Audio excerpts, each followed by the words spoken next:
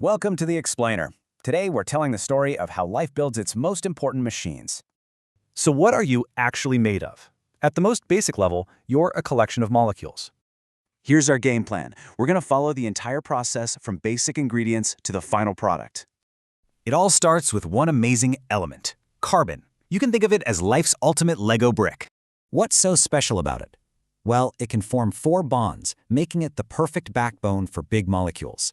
Using that carbon backbone, life builds 4 major types of what we call macromolecules. Most of these are polymers, which are made of smaller, repeating units called monomers, just like one Lego brick. And when you link those monomers together, you get a polymer, kind of like building a big structure out of Legos. So where does this happen? Inside your cells, which are like these tiny, super efficient factories. The factory walls? That's the cell membrane. It controls everything that gets in and out.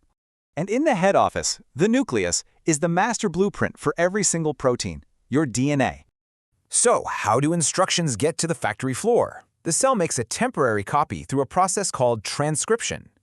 This copy is called mRNA. It's like a disposable work order, while the original DNA stays protected.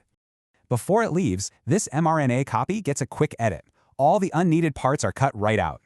Okay, the clean copy travels to the ribosome, which is basically the cell's protein assembly station. This next step is called translation. The ribosome reads the instructions 3 letters at a time.